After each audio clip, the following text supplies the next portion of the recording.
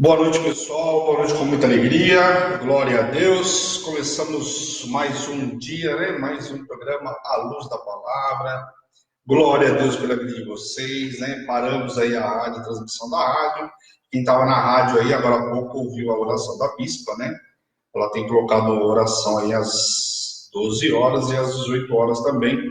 Então, para quem estava na rádio, ao contrário do Facebook, pôde ouvir a oração da bispa. Então, aliás, eu queria, para vocês que estão no Facebook, comece a ouvir a rádio, principalmente nesses horários do meio-dia e também das 18 horas, que a bispa tem colocado uma palavra, né?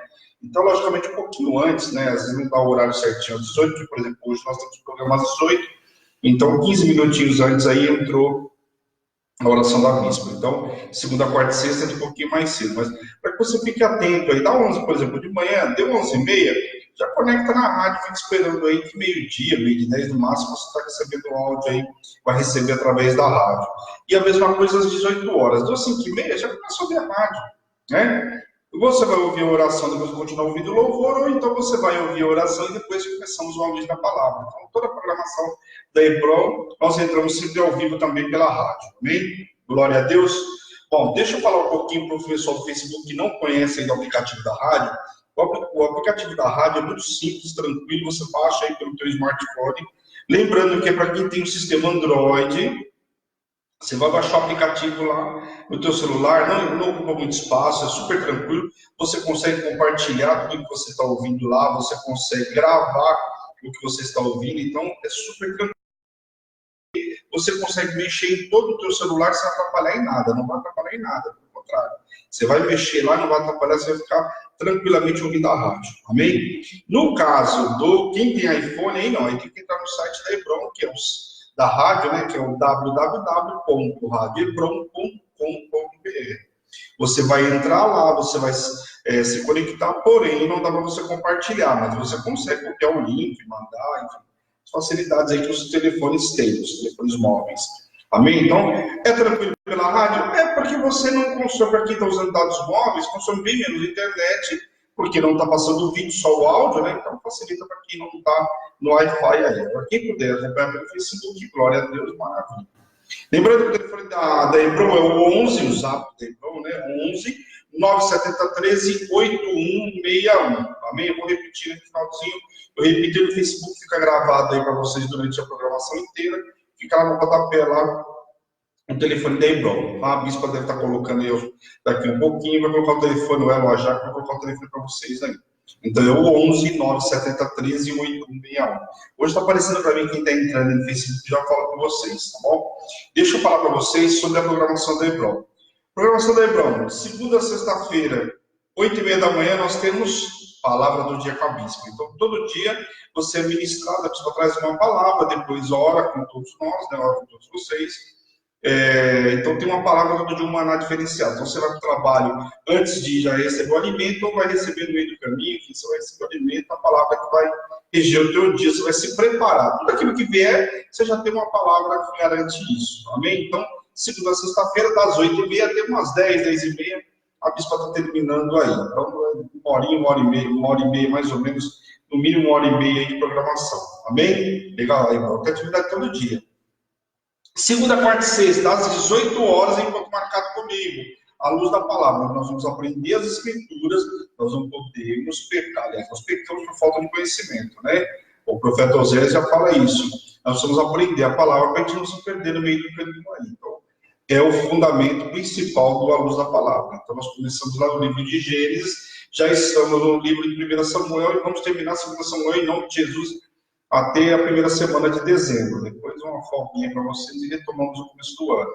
Então, o que acontece? É um programa super tranquilo, uma horinha, nós vamos ler aí, vou ministrar a vocês aquilo que está nas escrituras, vamos estudar juntos aí, nesta uma hora, e aí você vai aprender. Então, segunda, quarta e sexta, das 6 da tarde até as 7 da noite. Das 18 às 19, nós temos um encontro marcado, tranquilo. Normalmente 2, 3 capítulos aí, super light, não é corrido, não vamos puxar muito, não vai dar 10 capítulos uma vez, é 3, 4 capítulos no máximo, aquilo que a gente consegue de conteúdo. Às vezes o capítulo é pequenininho, a gente consegue dar 4 capítulos por programa, mas é super tranquilo. Se você quiser buscar no YouTube, toda a programação da EBROM, o pessoal está no YouTube.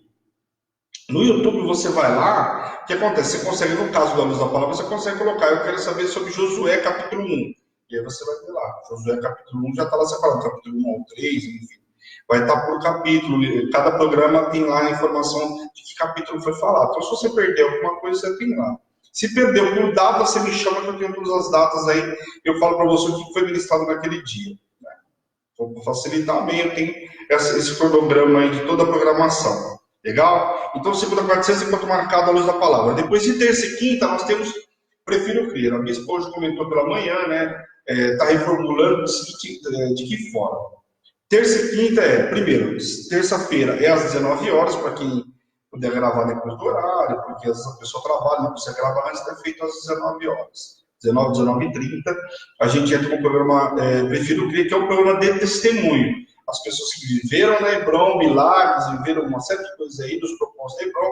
Gente que nem é da Hebron, mas que participou de alguns propósitos, viveu o milagre, que conta a história, é de terça e quinta. De quinta-feira, não, aí às 15 horas da tarde. Amém? Mas terça não, é às 19. A bispa já falou que nós vamos gravar alguns, começar a gravar alguns diretamente na casa da pessoa. Por quê? Porque a pessoa tem dificuldade na internet, o simultâneo tem muita dificuldade, então a pessoa vem gravar no estúdio, ou nós vamos gravar lá e depois a gente transmite, né, no YouTube, enfim, nós vamos ver tudo isso aí. A bispa falou que inclusive vai ter carta, se a pessoa quiser comentar a história, depois a bispa vai ler. Para evitar que tenha uma qualidade ruim. Tem um programa que a gente não conseguiu colocar, por exemplo, no YouTube, por conta da qualidade. A qualidade é muito ruim, estava simultâneo, a pessoa do lado de lá, às vezes tem uma internet até razoável, mas o que acontece? Como as pessoas não sabem, quando você vai transmitir, usa o upload, não download, então fica ruim, enfim. Então nós vamos tentar resolver tudo isso aí, facilitando para que você consiga ser ministrado, né, através do testemunho de vida que a pessoa vai dar do que viveu. Amém? Quinta-feira, então, às 15 horas. Às 19h30, nós temos um propósito que o Senhor deu para a bispa de 12 quintas-feiras, que é um programa chamado Mulheres Conectadas em Cristo. Termina quinta-feira agora, amanhã. Então amanhã termina aí, a bispa vai estar ministrando a última mulher, a bispa ministrou 12 mulheres aí, Ana, Rebeca, a mulher de fluxo de sangue, Joquebede, Débora, olha, a bispa ministrou uma série de mulheres, Sara, deu os fundamentos apostólicos aí, então bastante coisa a bispa ministrou ao longo desse, acho que mês e meio, mais ou menos aí. Então tem bastante programação para você buscar lá no YouTube, estão todos salvos no YouTube. Amém? Então dá para você buscar toda essa programação. É um propósito específico que o Senhor deu para a bispa, então eu acho que vale a pena você ver lá, as mulheres principalmente, né? Um programa que leva o nome de Mulheres Conectadas, logicamente que é para todo mundo, para as mulheres sábias lá de Provérbios, né? Para que elas edifiquem o lar, né? Edifiquem a sua casa, aquelas que estão buscando, né? Um servo de Deus, né? Está ali a bispa dando direção para essas mulheres, como é que elas venceram, como é que é tudo isso. Então, assim, não perca, tá tudo salvo lá no YouTube. Também tem no Facebook também, mas o YouTube é mais prático. Legal?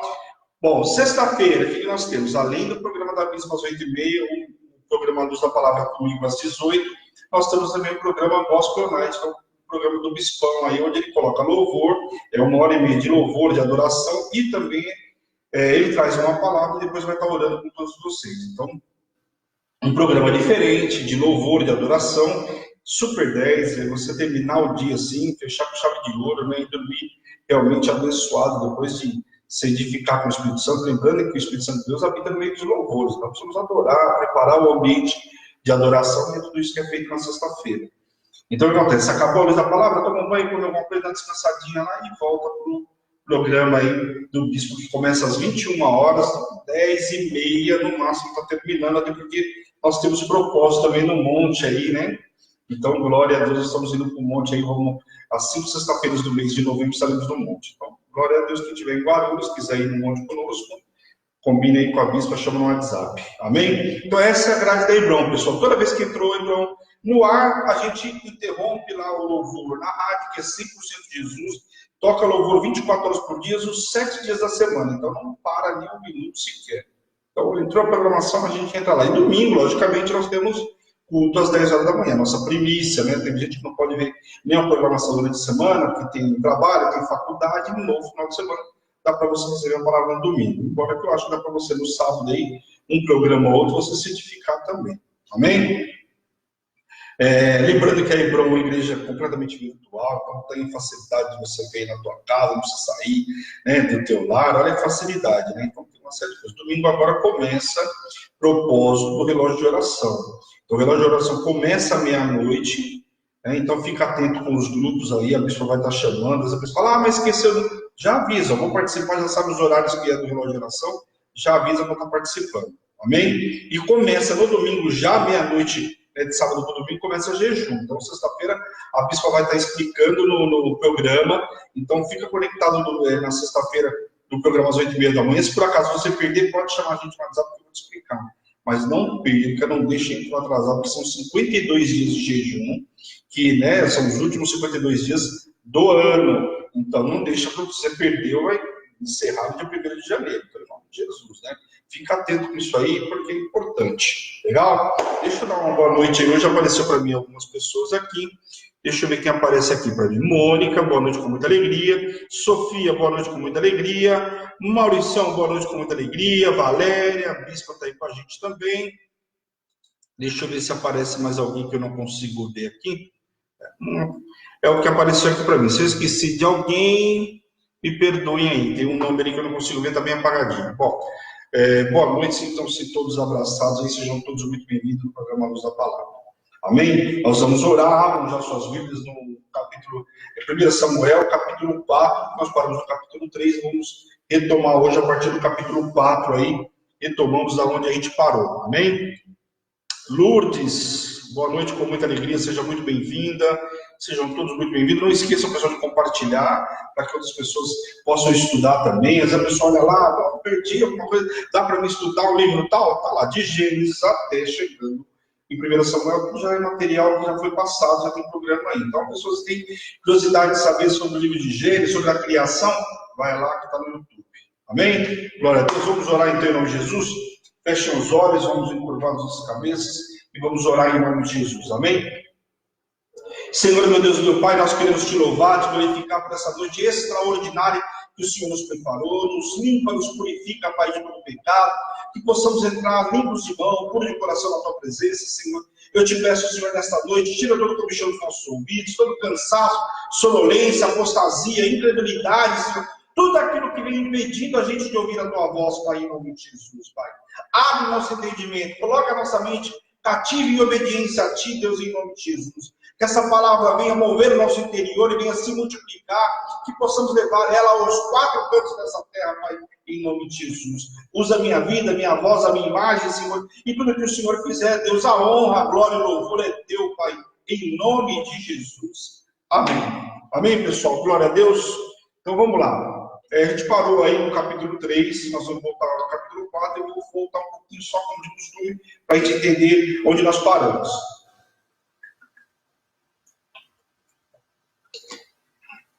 Deixa eu molhar a boca aqui, porque... Bom, aqui nós começamos praticamente o livro de Samuel, aí os 3 primeiros capítulos. Então, o primeiro capítulo que a gente vê ali, falando sobre Eucana, né? Sobre Ana, a estabilidade que existia sobre a vida de Ana, a forma como Ana se conduziu. Ela entendeu, foi olhada pelo profeta Eli, até achou que ela estava embriagada. E ela falou, não, eu sou atribulada, né? Estou com um espírito, né? Porque, por conta da estabilidade, né? A forma como Penina também judiava, né? Fazia tudo para provocar a Ana. E Ana falou, eu estou amargurada com essa situação toda. E ela começou a orar e ela entendeu que ela precisava entregar um voto diante do altar do Senhor, que aquilo que ela mais queria, que era justamente a quebra da esterilidade, que naquela época uma mulher sem dar um filho era muito difícil para ela, né?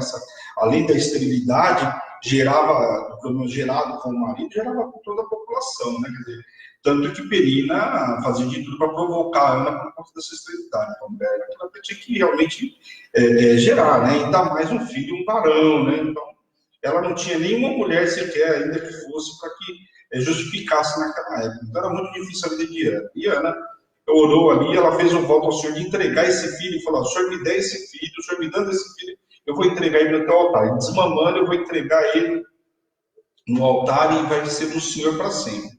Então, um voto difícil de ser feito. E Ana fez esse voto, o Senhor foi lá, abriu a madre dela, e Ana gerou e levou o filho chamado Samuel, entregar ali ao profeta Eli. Então, no final do ano, lá, na hora de entregar a oferta depois, né, logicamente, no período de amamentação da criança, ela foi lá e entregou ele no altar do Senhor. E só podia visitar Samuel de ano em ano, quer dizer, era difícil para levar uma roupinha lá, né, uma escola sacerdotal para o menino, levar uma roupa de linho, mas era difícil, ela só podia visitar o menino de ano em ano. Então, como mulher que era estéril, era difícil. Mas o Senhor abençoou tanto Ana, que ela teve outros 3 filhos homens e mais 2 mulheres, né? Então, quer dizer, o Senhor abençoou, abriu a madre de Ana de uma forma sobrenatural. Depois nós vimos o quê? O posicionamento do profeta Eli, né? Um profeta que viu seus filhos se corrompendo, eles arrancavam o alimento lá de dentro, né, quando estava sendo preparado a oferta, né, antes mesmo que tirasse a parte do Senhor, que era a oferta principal, antes que escoasse o sangue, a gordura, tudo aquilo que era, primeiro, o que era separado do Senhor, aquilo que eles não poderiam consumir, eles iam lá e mandavam os servos dele, ó, pega, mete o garfo lá, pega tudo com medo de ficar sem a parte, ou até mesmo para pegar a parte com medo do que o Senhor, quer dizer, completamente fazendo coisas que não agradavam ao Senhor, fora das outras coisas que eles faziam. E Samuel, né, chegava aos ouvidos de Samuel até questionava os filhos. Poxa, o que vocês estão fazendo? Está chegando aos meus ouvidos e coisa e tal. Só que ele repreendia os filhos dele, mas efetivamente uma atividade, né, ou seja, uma parte ativa que era punir os filhos ou tomar alguma atitude, ele não fazia e as coisas iam se agravando. E com isso também Samuel ia crescendo, ia aprendendo, ia tendo, né, ia começar a ter as experiências com o Senhor. E depois do capítulo 3, a gente vê a primeira vez que o Senhor fala com Samuel. Né? Começa a falar com Samuel, e Samuel, às vezes, o Senhor chamou a primeira vez, ele achou que era Eli, até então a palavra diz também fazia tempo que não se falava nada, não se ouvia nada da parte do Senhor, por quê? Porque o profeta também estava contaminado, então não ia ter ouvidos puros, né, para ouvir ao Senhor. E a primeira vez que Samuel fala, que o Senhor fala com Samuel, ele pensa que o profeta Eli vai lá uma, duas, na terceira, o profeta Eli falou, ó, um pouquinho, é o Senhor que está falando com você, entendi agora, depois de 3 vezes, né? Você faz, quando ele perguntar, você fala, eis-me aqui, pode falar, Senhor. E aí, o Senhor fala com Samuel e dá toda a história que iria acontecer com o profeta Eli. E Samuel levanta no outro dia, né, preocupado, porque o meu Eli vai querer perguntar, e eu vou fazer o quê? Não posso mentir. Mas aí o Senhor, né, o profeta Eli vai lá, pergunta para Samuel, e Samuel fala tudo para ele. Aliás, ele fala assim, não me deixa, né, nenhuma palavra cair por terra, pelo contrário, fala tudo, não tem problema nenhum, escuta tudo. E aí o Samuel, o profeta Samuel ainda, né? Samuel vai lá e conta tudo para o profeta Eli, tudo que o Senhor tinha falado que ia fazer. Amém?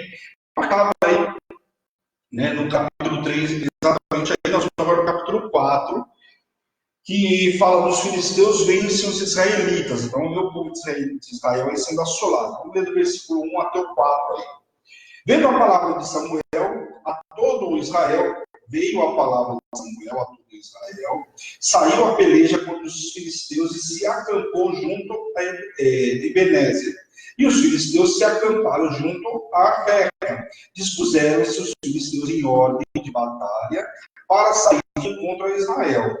E travada a peleja, Israel foi derrotado pelos filisteus e esses mataram no campo aberto cerca de 4.000 homens. Veja que é uma peleja dura de 4.000 homens do povo de Israel, né? Morreram. Voltando o povo ao arraial, disseram aos anciões de Israel: por que nos feriu o Senhor hoje diante dos filisteus? Tragamos de Siló a arca da aliança do Senhor para que venha no meio de nós e nos livre da mão dos nossos inimigos. Não pediram que, olha, então faz o seguinte, por que o Senhor nos puniu hoje? Traz a arca da aliança para nós aí, para cá. Mandou, pois, o povo trazer de Siló a arca do Senhor, dos exércitos, e entronizando entre os querubins, os 2 filhos de Eli, Hófni e Finéias, estavam ali com a arca da aliança de Deus. Lembrando que Hófni e Finéias não era referência nenhuma de homens de Deus, haja vista tudo que eles já tinham apontado, e eu comecei contando para vocês, recapitulando aquilo que eles tinham apontado. Eles falharam nessa guerra porque reconheceram que Deus estaria com eles, acharam, né, que Deus estaria com eles, mesmo estando a arca em Siló. Deus não estava na arca, mas estava com o seu ungido, com aquele cujo coração é fiel a ele. Então eles estavam tendo a arca como amuleto. Porém o povo tomou a arca por amuleto de sorte, julgando que teria vitória, mas Deus não estava com eles por causa dos seus pecados e pela sua corrupção. Então veja que eles achavam o seguinte: simplesmente levando a arca era mais do que suficiente para eles terem êxito, né, para que eles vencessem a guerra. Mas a guerra não era vencida por conta disso, simplesmente o que o Senhor está deixando claro é que o Senhor está com o ungido dele. E a arca não poderia ser usada como amuleto, como eles queriam fazer aqui, completamente o povo contaminado. Por quê? O profeta, até então, o profeta ali, já estavam contaminados, vocês viram, por conta dos filhos. Então, a situação do povo estava bem complicada, o povo estava contaminado. Lembrando que nós vimos no livro de Juízes, até aqui não mudou nada, não foi ungido nenhum rei. O povo, você acha que o povo mudou de um tempo para cá? Não. O profeta Samuel ainda não estava exercendo realmente aquilo que ele foi chamado, aquilo ao qual ele foi preparado, já foi desde o ventre da mãe dele. Mas, enfim, ele não estava ainda no comando de todas as coisas. E o povo, aqui na velha história, ora faziam tudo que agradava a Deus, ora não. E nesse momento a gente está vendo que não fazia, tanto que a contaminação tinha chegado até na casa do profeta Eli. A arca é tomada e Ofni e Finéias são mortos, como já tinha dito lá atrás, né? O Senhor já tinha revelado isso ao profeta Samuel. A arca chegou ao arraial e entre todo o povo houve grande júbilo no arraial. Com isso, os filisteus ouviram e ficaram sabendo que a arca da aliança havia chegado no arraial.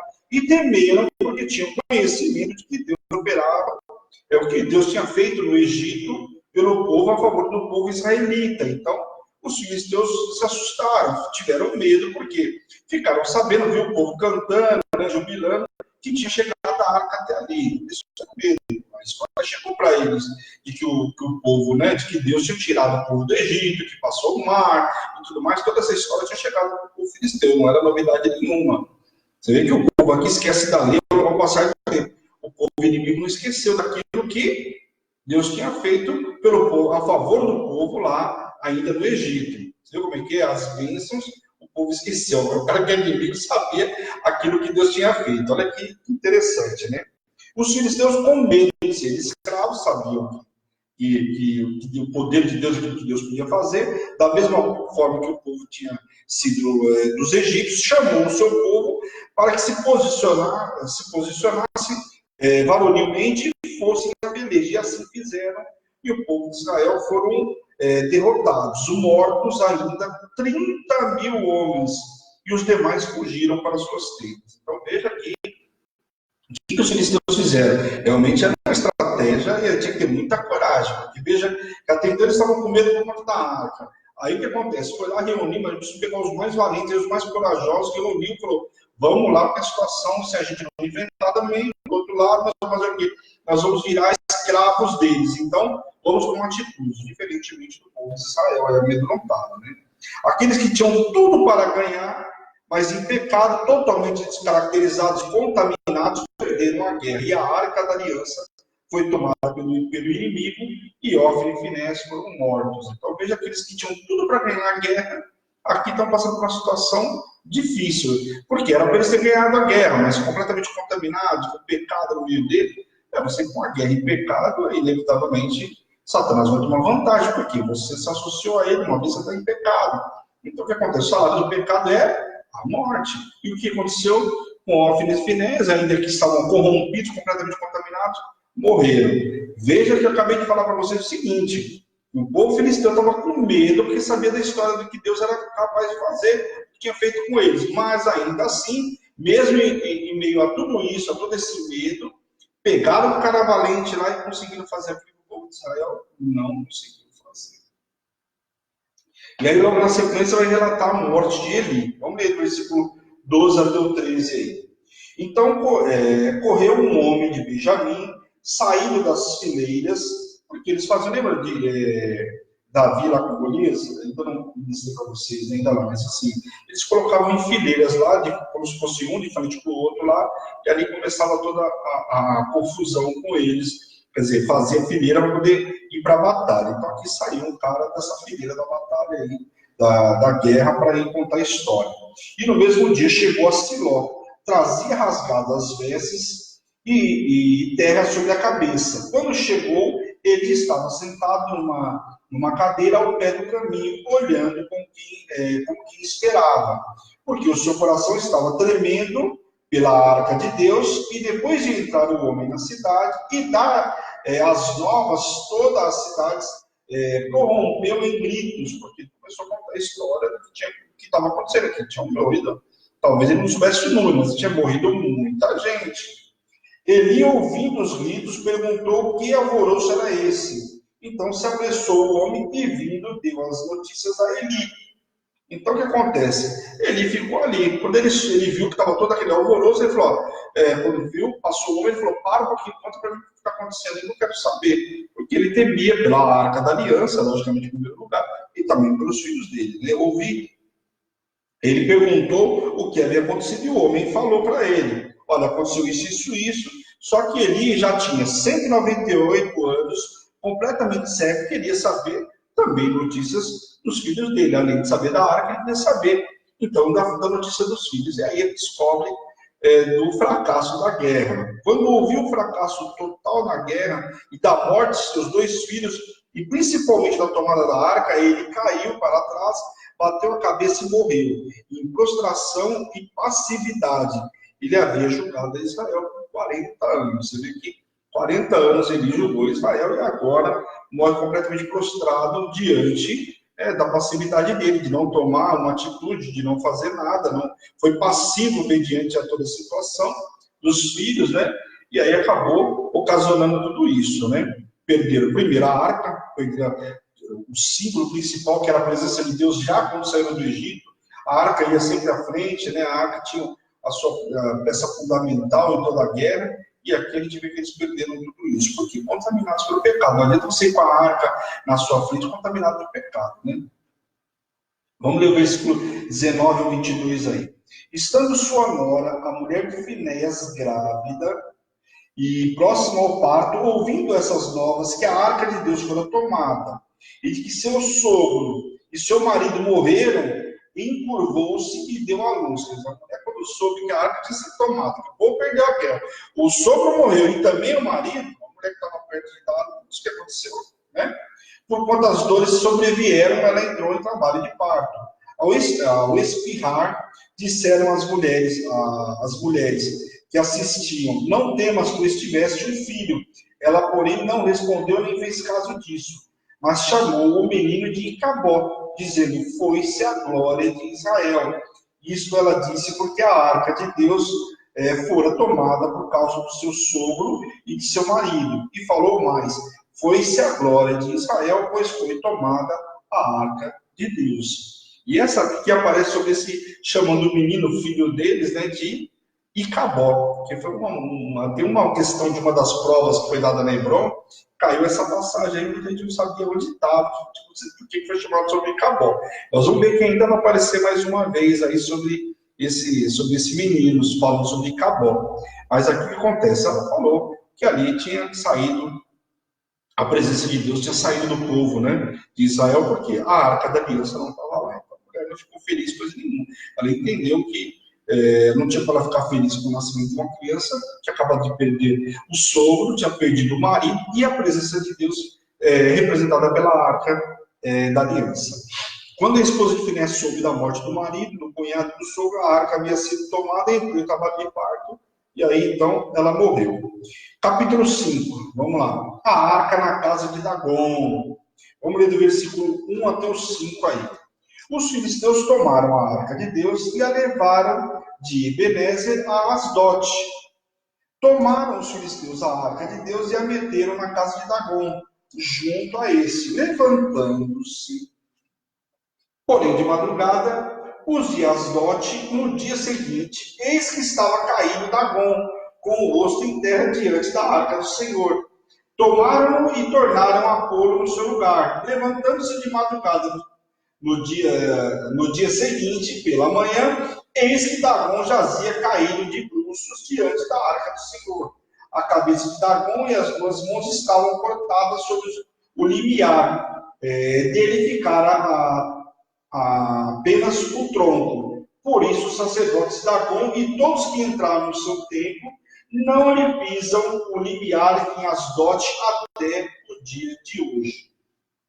Então, o que acontece aqui? Eles pegaram a arca e trouxeram como troféu e colocaram lá na casa de Dagon, que eram os deuses, o deus deles. Colocaram lá como que diz, olha aqui, nós queremos agradecer aí a vitória que você nos deu, por ser o nosso troféu colocado lá. Só que olha a situação aí. Ebenezer significava o quê? Pedra de ajuda. Foi o local da dupla derrota de Israel para os israelitas e estava localizado a cerca de um dia de viagem de Siló. A arca foi levada para Asdote, uma das capitais dos filisteus. Havia um templo com a imagem de Dagon, que é esse que eu acabei de ler para vocês. Um deus muito popular e venerado entre os filisteus. Inicialmente, se imaginava-se que se tratava de um deus de pesca, que aparece lá em hebraico, dog, né, peixe. Mas também, não é dog de cachorro do inglês, não, lá do hebraico, tá? Mas também foi identificado como Dagon, deus dos cereais, protetor da terra e da agricultura. Então colocaram ali a arca, né? A arca da aliança representava para os filisteus um troféu. E eles entregaram, né, dedicaram ao Deus deles. E o Senhor fez questão de mostrar que ele é o seu único Deus. Primeiro a imagem daquele Deus foi e prostrou-se diante da arca. Depois foi esfacelada. Deus não dividiria a glória dele com demônios. Então veja que ela caiu da primeira vez, na segunda vez ela foi desfacelada. Ou seja, mostrando que ela cairia diante do único Deus, que era o Deus de Israel. E ali o povo se prostrou e entendeu o poder que eles poderiam até ter vencido os israelitas, mas não vencido a Deus. Veja o que acontece, o camarada estava em pecado, lá o povo estava em pecado, perdia a batalha, mas não é porque Deus tinha, né, ó, Deus perdeu para o Deus inimigo, não tem nada a ver, nada disso, não, só existe um Deus e é o Deus de Israel. Então o Senhor castigou duramente o povo de Asdote, ferindo-os com tumores, e com isso mandaram um mensageiro aos príncipes dos filisteus para saber o que deveriam fazer com a arca, né? E a ordem foi para que eles levassem ao povo de Israel. O povo começou a ser, foi ferido por tumores. Então, o que o povo começou a fazer? Eu chamo os príncipes lá, ou seja, chamava os bambambãs lá da cidade, porque eram várias cidades, não era uma cidade só. E falou, ó, veja o que a gente vai fazer aí, por quê? Porque olha o que acontece, o povo está tudo morrendo aí, o que nós fazemos? As dotes já caiu aí, né? O Dagon já caiu diante da arca. O que nós fazemos aí? E aí a ordem foi para que levassem a arca de novo para o povo de Israel. Mas levaram para Gate, uma de suas cidades, quer dizer, não levaram para a cidade do povo de Israel, foram para outra cidade que eles tinham lá. Chegando lá, o Senhor os feriu também, com tumor a todos, desde os pequenos até o grande, quer dizer, foram levar para outra cidade. O problema está sendo aqui, então é o seguinte, vamos levar de Asdote, vamos para Gate, vamos para outra cidade lá. Chegou lá, do mesmo jeito o povo foi ferido. Então levaram a arca para Ecrom. E os ecronitas logo disseram, trouxeram ela para que nós venhamos a morrer também. Quando chegou lá a arca lá, o povo disse, não, pode parar, nós estamos sabendo da história. O povo lá de Asdote morreu, estava tudo com tumor lá morrendo o povo. Chegou para lá em Gata, eles estavam começando a morrer. Agora vocês trazem para cá, que a gente morre também. Depois o camarada falou, pô, a história já chegou aqui. Vamos ver se vocês vão deixar aqui para a gente morrer também, né? Então agora tinha que dar solução para a arca, antes que todos eles morressem. Então a preocupação o que era? Para eles, aqui não tinha nada de amuleto. Aquilo que parecia ser um amuleto, ou aquilo que parecia, porque aliás, o povo de Israel era amuleto, para eles era um troféu, o troféu agora estava saindo um tiro pela culatra, ou seja, estava gerando um problema para eles, porque eles estavam morrendo, né, de tumores, sofrendo de tumores por conta disso, né? Mandaram novamente a mensagem aos príncipes dos filisteus. Aí consulta o camarada de novo lá, os bambambãs lá, por quê? Porque a situação está pior aqui. Agora, morreu de Asdote, morreu de Gate, de Ecrom. O que nós vamos fazer aí? E aí, novamente, eles mandaram os mensageiros lá. E a ordem foi que levassem para o seu lugar, leva para o lugar da arca. Não adianta ficar mandando de uma cidade para outra, senão o negócio vai ficar pior, né? Para que não matasse mais nenhum do seu povo. Pois a Deus castigara duramente o povo deles, os que não morriam sofriam com tumores e os seus gritos chegavam até os céus. Então, os príncipes falaram, melhor já levar logo direto, para de ficar mandando de uma cidade para outra, porque senão vai morrer todo mundo. E a Bíblia relata que os gritos eram tantos que chegavam até os céus, tamanha a gritaria do povo que estava sendo assolado, uma vez estavam levando a arca, aquilo que era a presença de Deus, para a cidade do povo inimigo. Deus mostrou claramente para aquele povo que eles podiam ter vencido os israelitas, mas não venceram o Deus de Israel. Então, uma coisa é achar que venceram lá, porque venceram os camaradas, o povo israelita, mas não venceram Deus. A batalha não estava vencida. Estava vencida com os homens, mas não com Deus. Amém? Capítulo 6, vamos lá. os filisteus enviarão a arca para fora da sua terra. Então agora sim, eles se posicionaram para tirar a arca da terra deles. Depois que passou em várias cidades lá, contaminou um monte de gente, agora resolveu mandar a arca embora. No lugar certo, vamos ler do versículo 1 até o 5 novamente. No capítulo 6, versículo 1 ao 5. 7 meses esteve a arca do Senhor na terra dos filisteus. Olha, você já imaginou aqui? Aqui está falando que ficou 7 meses na terra deles. Vai para um lugar, ele vai para outro. Nesse meio tempo, quanto tempo esse povo sofreu com tumores até que realmente chegasse a arca onde deveria chegar? 7 meses é muito tempo. Eles chamaram os sacerdotes e os adivinhos e lhes disseram: que faremos da arca do Senhor? Faze-nos saber como a devolveremos para o seu lugar. Aqui eles chamaram o sacerdote deles, começaram a chamar todo mundo, falaram: como que a gente faz para devolver a arca? Os adivinhos, né, naquela época, precisam devolver a arca, fala para a gente, porque o negócio está ficando complicado aqui.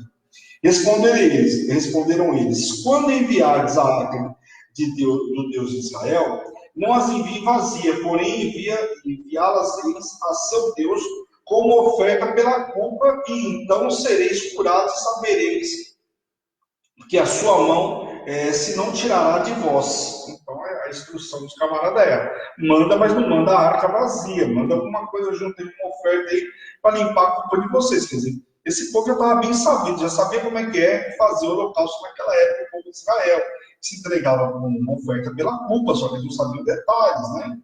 Então disseram: qual será a oferta pela culpa que lhes havemos de apresentar? Responderam: segundo o número dos príncipes dos filisteus, no caso 5. 5 tumores de ouro e 5 ratos de ouro, porque a praga é uma e a mesma sobre todos vós e sobre todos os vossos príncipes. Fazei umas imitações dos vossos tumores e dos vossos ratos, que andam destruindo a terra, e dai glória a Deus de Israel.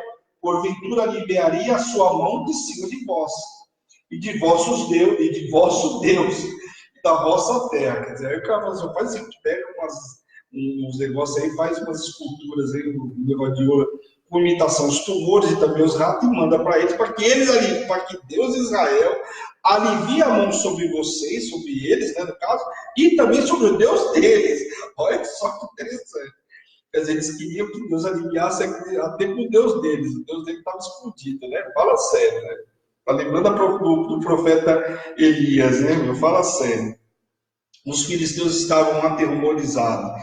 Consultaram os seus adivinhos como deveriam fazer, como deveriam transportar a arca, e a sugestão foi entregar ofertas pela culpa, o que para isso pudesse acalmar a fúria de Deus. Essas ofertas representavam 5 reis e suas respectivas cidades. Então eram 5 reis lá que governavam lá, né, o povo filisteu. Então o que falou? Pega 5 aí para representar cada um, né, cada cidade aí, e vamos mandar em oferta. E ainda que fizessem imagem de pragas, né, nos ratos que andavam destruindo as terras deles. E deveriam ainda fazer um carro novo para o transporte, com 2 vacas que ainda não havia sido colocado jugo, ou seja, aquele negócio que vai no pescoço, né, 2 vacas lá caminhando para onde uma for, a outra vai, né? Sabe aquele negócio? Não tem como desviar, porque o negócio está no pescoço de cada um jugo pesado, estava sobre ela. Então eram 2 vacas que nunca tinham sido colocado jugo, que era para ir para ver para onde que elas iam, né? Não uma vaca que já sabia, estava acostumada a pegar todo dia no mesmo caminho com aquele jugo no pescoço. Pelo contrário, eram 2 que não tinham feito nada disso ainda. Olha onde eles querem chegar aí, né? Então, deixa eu ver onde eu parei aqui. Fizesse 2 vacas que ainda não haviam sido colocadas juntamente com seus bezerros, e colocassem a arca no carro com tudo que eles iriam entregar. Então, colocaram dentro do carro, né, a arca dentro daquele carro, e com tudo que eles iriam fazer, todas as imagens, com tudo que eles iriam entregar, e colocaram, né, com essas 2 vacas aí para que elas seguissem. Deveriam ainda reparar aonde subiriam as vacas, ou seja, elas não tinham sido treinadas ainda, ou seja, não tinham caminhado com o jugo, eles não sabiam para onde elas iriam, eles tinham que acompanhar para ver onde as vacas iam. Pois se fossem em direção das terras de Bet-Sem, saberiam que foi eles que fizeram tamanho mal contra eles. Então, eles imaginaram, se eu vou mandar para cá, ela foi para aquela cidade, senão que foi eles que fizeram mal contra a gente, que pesou a mão de Deus contra nós.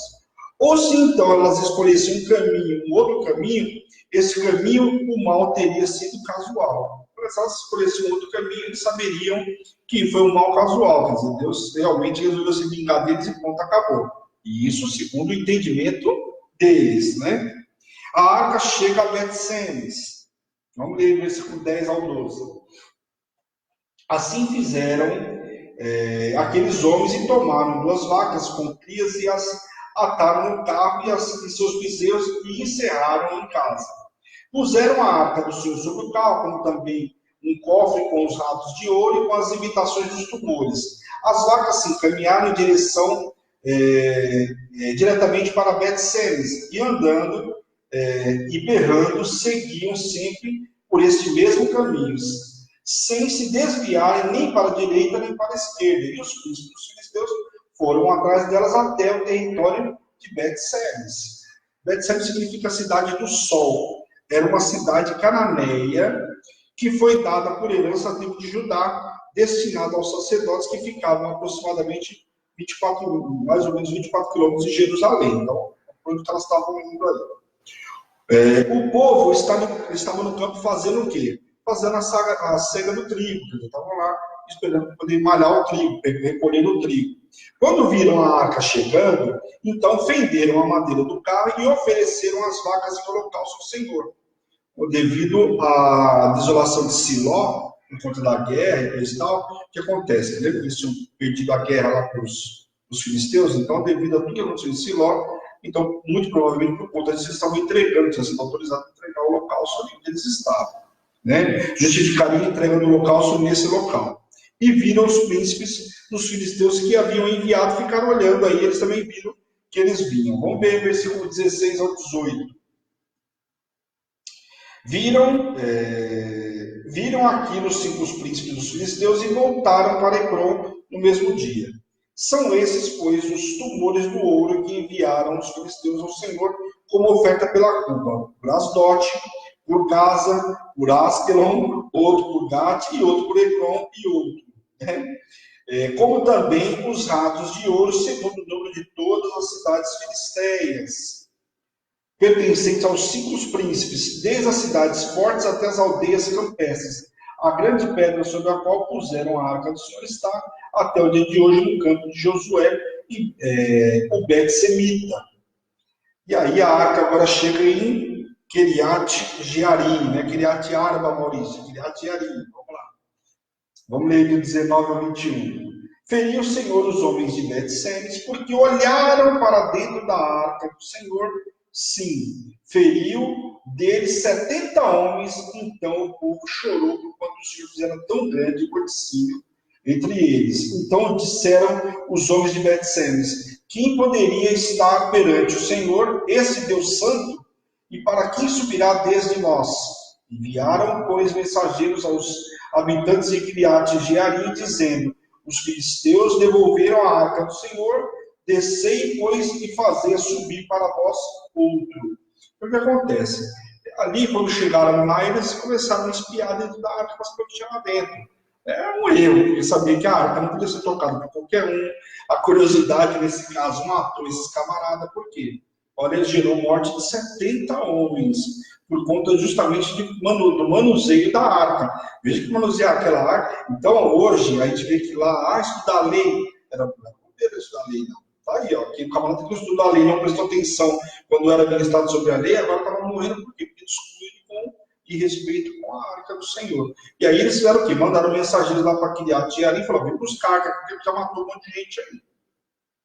Os homens de Bet-Semes eram levitas, sacerdotes, e deveriam saber como tratar a arca com a devida reverência. Olha só, não era qualquer camarada, era levita e sacerdote, e aqui não sabiam o que fazer com a arca. Entretanto, foram negligentes, movidos pela curiosidade, violaram a arca, que simbolizava a presença de Deus, e a abrindo, profanaram o que era santo e consagrado, atraindo a morte sobre si. Então, veja o quanto é importante a gente conhecer as Escrituras, saber com o que está lidando. Aqui eram camaradas que, teoricamente, deveriam saber, ou pelo menos aprenderam, porque se eram levitas, em algum momento foi ensinado para eles. Então, tinha que ter cuidado, a arca não podia ser manuseada de qualquer forma. E hoje, a gente sabe o quê? Nós aprendemos as escrituras todos os dias. Então, a gente tem que tomar cuidado, porque a gente acha que a proporção daquilo que era naquela época e é hoje, logicamente, é uma proporção bem diferente. Se o Senhor fosse tratar a gente conforme tratava o povo naquela época, muitos de nós já tinham sido consumidos. Mas a questão é, nós temos que entender que aquilo que nós já sabemos, e não podemos, que isso aqui é consagrado ao Senhor, tocar naquilo que é santo, muito cuidado. Não pense você que vai ficar, né, vai passar despercebido. Porque aos olhos de Deus ninguém escapa. Os olhos de Deus estão em toda parte. Então não pense você vai pecar em paz, não tem pecado, não tem como pecar em paz, não, isso não existe. Então, muito cuidado naquilo que é santo. A gente, no falar, né, no falar das coisas de Deus, a gente toca naquilo que é santo. Fala das coisas de Deus, fala de sacerdote. Bom, falar de sacerdote, o que mais o povo faz aí? Depois não sabe por que vinha a lepra, por que chegou uma situação na casa da pessoa. Porque está ferindo aquilo que é princípio espiritual. Não sou eu que estou dizendo, está escrito, e aqui vocês estão vendo. 70 camaradas morreram por causa de uma curiosidade. Você imagine levantar, falar sobre as coisas de Deus. Então, muito cuidado, reverência, por isso que nós estamos no luz da palavra, para a gente aprender e não pecar mais por falta de conhecimento. Nós vamos mais errar naquilo que nós aprendemos. Então, antes de mais nada, às vezes você está furioso. Eu já passei por uma situação uma vez, poucas pessoas sabem, mas enfim, um sacerdote do altar me chamou a atenção, porque eu tinha recebido uma ordem que não podia ninguém passar por aquela porta, porque estava gerando barulho, estava atrapalhando a pessoa que estava ministrando, então a ordem da autoridade máxima da igreja foi, ninguém passa mais por essa porta, começou o culto, dá uma volta para que não haja barulho. É tudo que você está ministrando e a pessoa fazendo barulho, você está ali no momento que todo mundo. Primeiro, está atrapalhando a pessoa que está querendo receber a palavra, e você está atrapalhando quem está ministrando também. Você imagina a pessoa perdeu ali, está ministrando, perdeu o foco, é difícil. Então não é fácil você estar no púlpito ministrando e ter barulho. Então o que acontece? Eu levei ao pé da letra, né? Ainda mais naquela época era ungido, era aspirante, né? Então você imagina, eu com todo conhecer, deu uma ordem, eu vou cumprir na íntegra. E a mulher quis passar, uma senhora com a criança, então eu fiquei naquela, deixa eu tomar bronca, não deixo, fiquei na dúvida. E aí, lá do altar, eu recebi um puxão de orelha. Só que acontece, eu fiquei uns dias bem chateado com o sacerdote que me chamou a atenção. Mas o que acontece? Depois eu entendi, né? Lá na frente eu consegui entender. Mas a primeira coisa que a gente quer é reação, o que quer? A gente quer falar, quer, né? Às vezes até xingar, a pessoa xinga. E começa a abrir a boca, sai um monte de coisa. É a nossa boca, né? Primeiro, né? Não dá para fluir dois rios, né? De águas dentro da gente. Ou bem puro, ou é impuro, né? Então a gente tem que sair daqui da boca da gente. Coisas boas. Então não podia sair da minha boca algo que amaldiçoasse o sacerdote ou falasse qualquer outra coisa. E essa pessoa está na ira, se sente, se ira por muito pouco, e aí sai falando. Tem gente que não precisa nem se irar, né? Ela gosta de falar do sacerdote, sai falando torta direita. Então não traga para você aquilo que você não precisa, não é uma guerra desnecessária. Porque falar de sacerdote é comprar uma guerra desnecessária. Com ele não, comprar com Deus. Então eu não quero entrar numa guerra, olha aqui, uma estátua lá, o Deus Dagon lá, estava caindo, se prostrando diante do Senhor. Imagine você, imagine a gente, imagine eu. Eu que não vou entrar numa guerra dessa. Aliás, às vezes eu vejo coisas no Facebook que olha só Jesus, a pessoa falando do sacerdote, eu também a cara tá no Facebook falando de outro sacerdote, mas fulano viu, eu não vi, não tenho nada a ver com isso. Não vou ver, deixa Deus seguir a palavra de Deus, o seguinte, meu sacerdote fico eu. Aí você fica replicando aí, viu uma mensagem de alguém que falou, que viu um sacerdote, que sai disso, em nome de Jesus. Amém? Capítulo 7 aí, vamos lá. Então a arca chegou ali, aliás, mandaram buscar a arca, né, de Kiriat Jearim, a arca chega até lá. Capítulo 7, meu versículo 1 aí. Então vieram os homens de Kiriat Jearim e levaram a arca do Senhor à casa de Abinadab, do outeiro, e consagraram a Eleazar, seu filho, para que guardasse a arca do Senhor. Então levaram a arca até a casa de Abinadab. Vamos lá. Vamos ler o versículo, continuar de versículo 2 ao 4.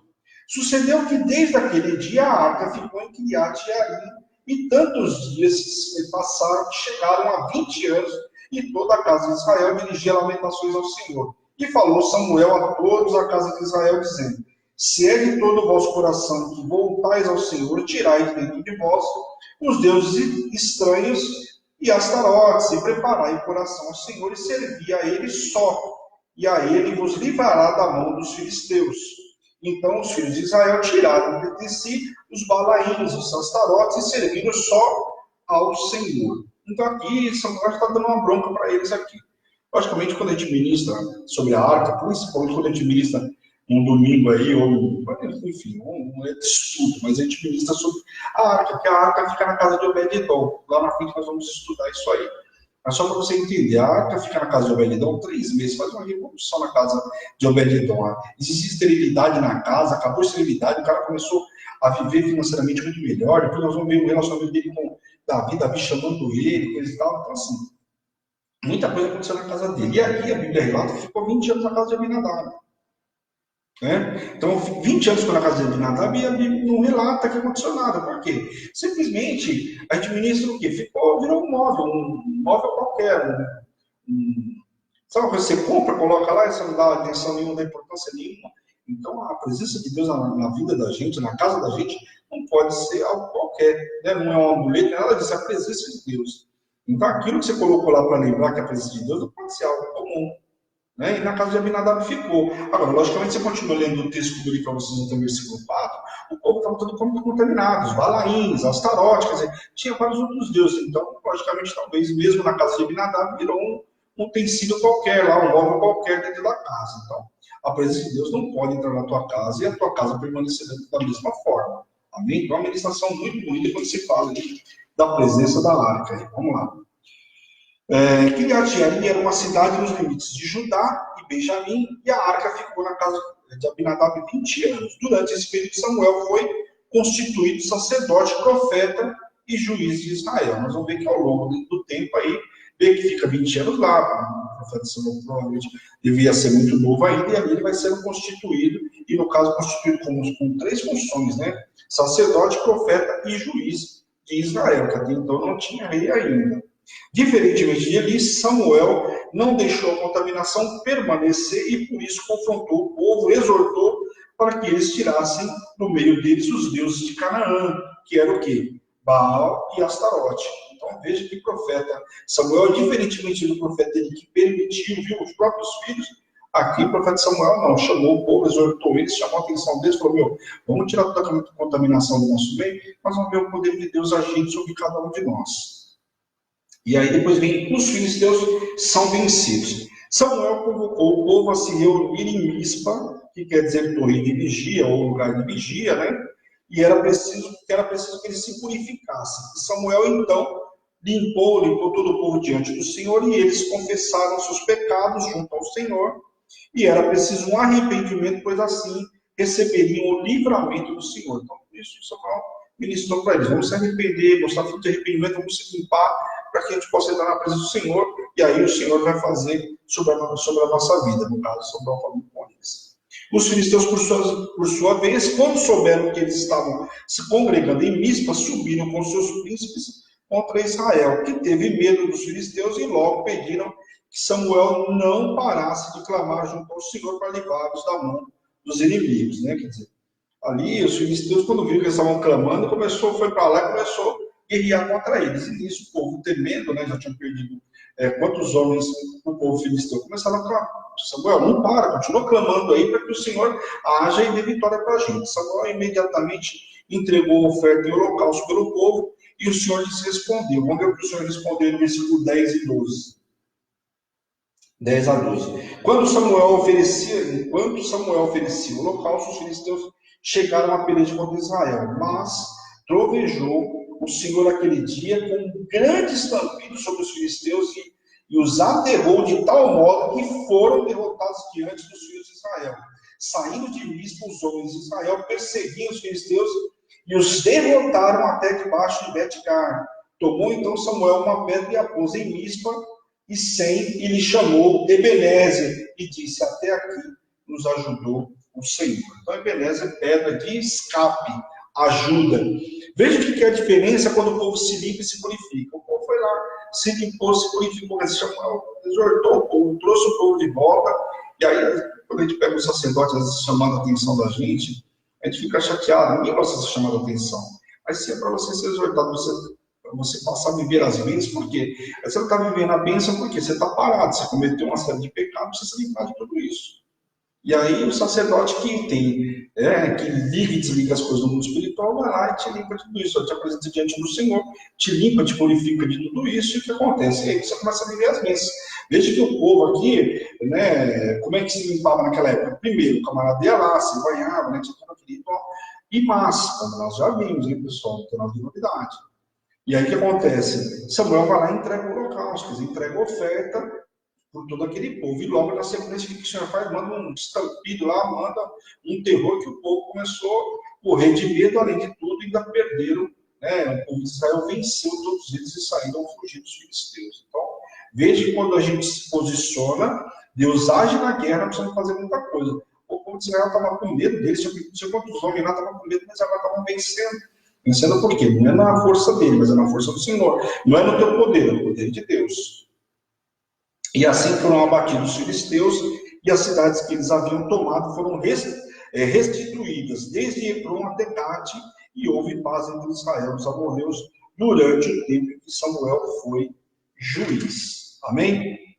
Samuel julgou Israel por todo o tempo de sua vida e foi juiz itinerante. De ano em ano voltava, passava por Betel, né, onde Jacó teve o sonho lá, tá lembrado?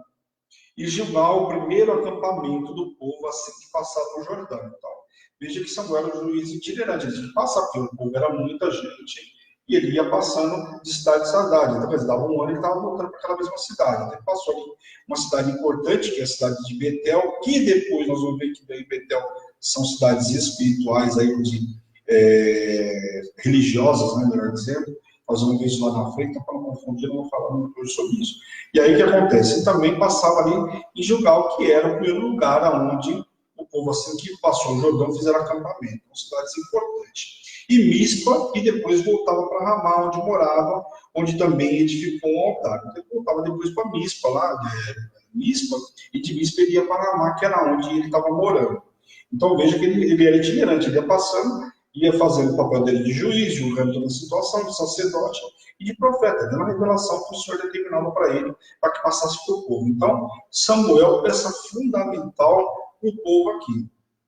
Até então, você vê que 20 anos de Constituição foi sendo constituído Samuel, e aqui ele passa ao quê? Ajudar o povo, dando direção do que fazer, de como fazer, ele vai dando a direção para o povo de Israel. Então, o Samuel, primeiro, desde berço, já ali, né, junto do profeta Eli, e o que acontece? Foi preparado, sendo lapidado, e aqui teve seu primeiro, vamos dizer assim, a primeira tarefa grandiosa foi justamente essa: chamar o povo para o arrependimento, né, limpar o povo, purificar o povo de tudo isso e colocar paz na terra. Você veja que ele colocou paz, por quê? Venceram os filisteus, tiveram paz com os amonitas lá, e houve aí um bom tempo de tranquilidade. Como era no livro de Juízes, aqui começa também esse bom tempo de tranquilidade. Depois nós vamos ver no capítulo 8 aí, começa uma nova atitude do povo de Deus, onde eles vão pedir um rei. Não satisfeito, né, com o governo de Deus, sai o governo de Deus, vai entrar o governo, né, sai a teocracia e vai entrar a monarquia, né? Então, um assunto muito importante que nós vamos ver na sexta-feira. Então, o que eu falo para vocês, sexta-feira não perca a luz da palavra. Esse é um capítulo onde nós vamos entender, o povo pede um rei, nós vamos ver que Samuel não aceita isso facilmente. Nós vamos entender que ali a afronta não foi só com Samuel, Samuel entendeu que a afronta era com ele, porque ele que julgava naquela época, né? Porém, ele julgava aquilo que Deus determinava para ele, era a teocracia que ele tem. Era Deus que determinava todas as coisas que iam ser feitas. Então, o que acontece? Aí Deus fala para ele: Samuel, a afronta não é com você, a afronta é comigo. Esse povo não tem noção do que é ser governado por um homem, por um rei. Mas o povo, o que acontece? Vendo que todas as outras cidades vizinhas, todos os outros povos tinham um rei, eles achavam que era muito melhor, que ia ser muito mais fácil, quer dizer, queriam ser iguais os outros reinos ali ao redor deles. Então, eles pedem um rei. Então, o capítulo 8 começa já quente, exatamente com essa passagem aí. Então, convido você a estar sexta-feira com a gente aí, para a gente ver o que acontece no capítulo 8 na sexta-feira. Amém? Glória a Deus. Eu quero orar com vocês, encerrando esse programa de hoje, abençoando a vida de vocês e a noite de vocês, em nome de Jesus. Amém? Glória a Deus. Senhor, meu Deus e meu Pai, nós queremos te louvar, te agradecer por essa noite extraordinária que o Senhor nos preparou. Obrigado, Pai, por essa palavra. Obrigado por tudo que o Senhor nos ensinou nesta noite, Pai. Que possamos compartilhar com os nossos irmãos. Que essa palavra venha chegar aos quatro cantos dessa terra. Que não haja impedimento, Pai, para essa palavra avançar, Senhor, em nome de Jesus, Pai. Trabalhe o nosso interior com essa palavra, Deus, em nome de Jesus. Que hoje, Pai, onde chegar o som da minha voz, seja agora ao vivo, aqueles que vão ver na retransmissão, toque, cure, liberte, restaure e avive, Pai, em nome de Jesus, Pai. Eu, como servo do Senhor, envio os teus servos para uma noite extraordinária, debaixo de poder, de unção e de autoridade, em nome de Jesus. Amém. Amém. Não é no meu nome, não, no nome de Jesus. Tudo em nome de Jesus, a gente sabe que a gente pode avançar, a gente pode fazer através do poder do nome de Jesus. Nós somos meros instrumentos na mão do Senhor. Mas quem faz o milagre é Deus e o elo, né, o acesso ao teu Senhor, quem quer, em nome de Jesus. Peça em nome de Jesus, você vai ver que experiência que você vai ter. Amém? Glória a Deus, pessoal. Não se esqueça, amanhã, 8h30 da manhã, nós temos palavra do dia para a bispa. Amém? Depois, amanhã é quinta, à noite, amanhã não se esqueçam, pessoal. Não esqueça, amanhã é o último programa das Mulheres Conectadas em Cristo, às 7h30. Então, não perca, eu não sei quem a bispa vai ministrar. Ela foi de dar dica hoje, acho que ela até esqueceu, né? Amanhã ela deve dar uma dica, mas ela já falou que já está estudando para fazer esse encerramento amanhã. Então, vai ser algo fantástico. E eu não vou perder, posso garantir para vocês. E eu falo para vocês, não perca a mulher que a bispa vai ministrar amanhã. Amém? Glória a Deus. Obrigado por todos que entraram. Obrigado por aqueles que vão ver na retransmissão também. Jaque, boa noite. Sofia, eu já tinha falado. Deixa eu ver quem mais aqui. Jonathan, boa noite com muita alegria. Eliane Freitas, boa noite com muita alegria. Beni Posteraro. Arro, Rolemos. Luciana Chiara. A Rosângela, falei. Boa noite a todos, pessoal. Fica na paz do Senhor. O pessoal da rádio vai voltar, né? Volta aí, louvor. Continua ligadinho, tem louvor aí. Mas vai ficar louvor aí até amanhã, em nome de Jesus. Amém? E amanhã sentamos juntos, em nome de Jesus. Um beijo grande, amo vocês em Cristo Jesus. Esta é a Hebron, Igreja Apostólica Internacional. A minha terra prometida, a sua terra prometida, a igreja aqui te ama. Um beijo e tchau, tchau. Vamos ver aí, só o Face. Vamos ver se a gente vai ficar mais um pouquinho aí ou se já vamos embora. Glória a Deus. Face não quer ir, a gente fica aqui, pessoal. Vamos ministrar o capítulo 8? Não vai dar tempo. Foi. Um beijo.